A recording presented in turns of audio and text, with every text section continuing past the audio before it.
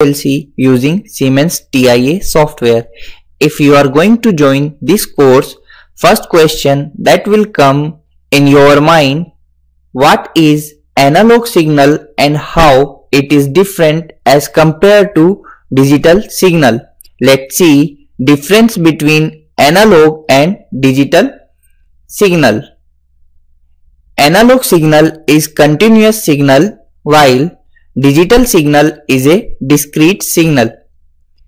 Analog signals have infinity states between low and high limit while digital signal have only two states, that is high and low limit.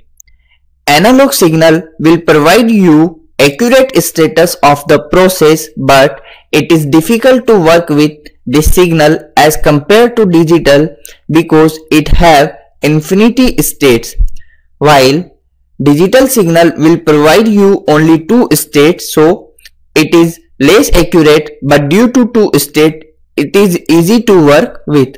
Analog signal can be represented by sine wave while digital signal can be represented by square wave. If I asked you, do you know digital input output PLC programming? Your answer will be, it is very easy. But if I ask you, do you know analog input output PLC programming? Your answer will be, it is quite confusing. That's why we prepared this course for you.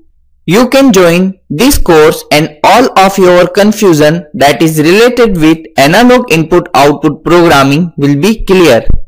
Now next question that will come in your mind, what will I learn in this course?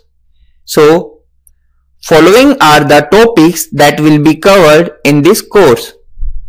Difference between analog and digital signal, analog input module, analog output module. In analog input module and output module, we will see how the raw form of analog signal will be converted into digital form.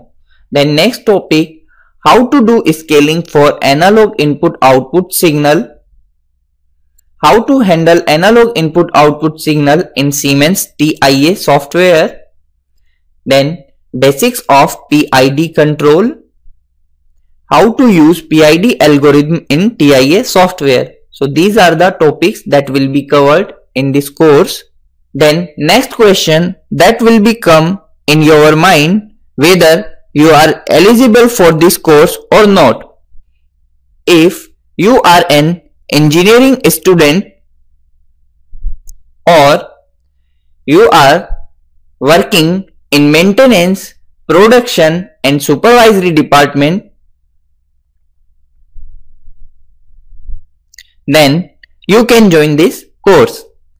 Thank you for watching.